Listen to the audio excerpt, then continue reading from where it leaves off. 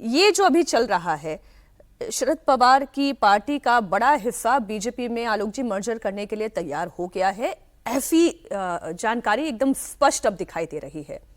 मीनाक्षी जी, आपको याद हो तो अजीत पवार के जिंदा रहते हुए भी आखिरी समय में लगभग ये बात तय हो गई थी कि दोनों बातचीत कर सकते हैं, और इसलिए उनकी कितनी बार शरद पवार से भी बात हुई।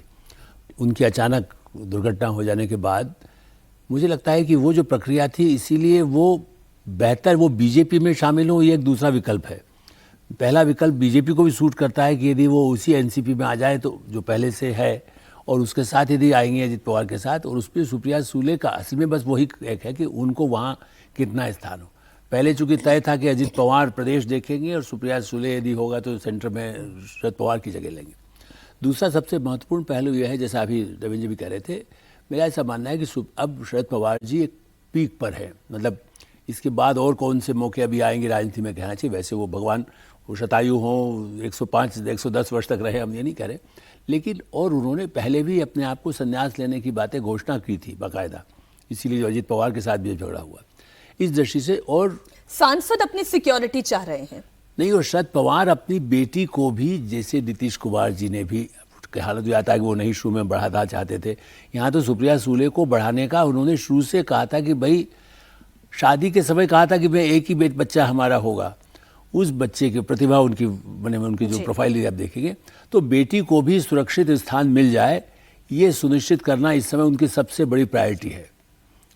और वो सुरक्षा बीजेपी के साथ जाकर मिल सकती है, गठबंधन में जाकर के मिल सकती है। और सेंटर में उनको पहले एक बार इस पर हुआ था कि क्या मंत्री बनाया जा सकता है, लेकिन वो उनके मन का मंत्री बनाया जाएगा ऐसा संभव नहीं है।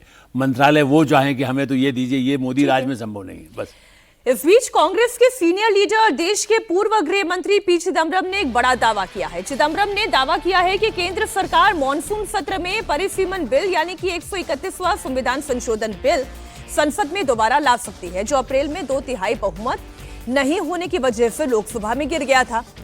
चिदम्बरम का दावा यह है, इसके लिए शरद पवार की एनसीपी और स्टालिन की डीएमके के साथ बीजेपी संपर्क में है। ये दोनों संसद में सरकार का साथ दे सकते हैं। हालांकि चिदम्बरम ने कहा है कि उन्हें उम्मीद है कि शरद पवार और स्टालिन की पार्टी अपने पुराने स्टैंड पर कायम रहेगी। दरअसल आपको बता दें, अप्रैल से जुलाई तक संसद का सीन बहुत बदल चुका है। ममता दीदी के 28 में से 20 सांसद टूटकर अलग पार्टी में शामिल हो गए हैं, एनडीए के सपोर्ट में आ गए हैं। तो वहीं उद्धव के 9 में से 6 सांसद टूटकर शिवसेना में शामिल हो चुके हैं, शिंदे में। ऐसे में अप्रैल में एनडीए की ताकत 298 थी, जो अब बढ़कर 324 तक पहुंच गई है। लोकसभा में मौजूदा सांसदों की संख्या 540 है। 2/3 बहुमत के लिए 360 सांसद चाहिए। एनडीए का आंकड़ा बढ़कर 324 तक पहुंच चुका है, यानी कि अब 36 सांसदों की जरूरत होती है। अब अगर शरद पवार के 8 सांसद और स्टालिन के 22 सांसदों का सपोर्ट मिल जाए तो यह आंकड़ा 354 तक पहुंच जाएगा, यानी कि 2/3 बहुमत से सिर्फ 6 सांसद कम रह जाएंगे। देवेंद्र, इसलिए अब इसमें स्टालिन की बात करना जरूरी हो गया है, क्योंकि यहां पर तो चिदम्बरम कह रहे हैं कि भारतीय जनता पार्टी स्टालिन के संपर्क में है, वहां पर बातचीत हो रही है। 22 सांसद उनके लोकसभा में हैं, 8 उनके राज्यसभा में हैं। ये गणित क्या तैयार किया जा रहा है?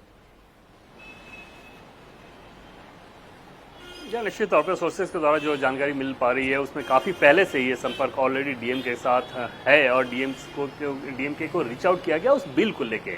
डीएमके को एनडीए में लाने को लेकर कोई बातचीत नहीं चल रही है, बल्कि महिला आरक्षण बिल और उसके बाद डिलिमिटेशन बिल जो आएगा, तो इस संदर्भ में डीएमके के सपोर्ट के लिए रीच आउट किया गया। उसमें ये पूछा गया कि आखिर आपकी आपत्तियां क्या क्या हैं और कौन सी ऐसी चीज़ें हैं जो कि आपको लगता है कि इस बिल में अगर शामिल कर दिया जाए तो आपका स्टैंड इस बिल के पक्ष में आ जाएगा। और उसके हिसाब से जो हमें सोर्सेज से जानकारी मिली, डीएमके ने जो कम्युनिकेट किया वो सीटों में इंक्रीमेंट को लेकर कि 50% बढ़ोतरी होनी चाहिए, वो एक समान होनी चाहिए, इसका बिल में उल्लेख किया जाना चाहिए। इस तरह की बातों को डीएमके के नेताओं ने बीजेपी के उन नेताओं को बताया जिनसे उनकी बातचीत चल रही थी, और वहां पर उसके बाद जब बिल आएगा तो उसमें वो प्रावधान आपको चेंज के साथ नजर आएंगे, और डीएमके को का जो भी रिक्वायरमेंट था इस बिल को सपोर्ट करने के लिए, उसको इसमें शामिल करके उस बिल को लाया जाएगा, ऐसे सोर्सेज से जानकारी मिल रही है। तो उस लिहाज से आप समझ सकते हैं कि फिर डीएमके का सपोर्ट बहुत आसानी के साथ बीजेपी को मिल जाएगा।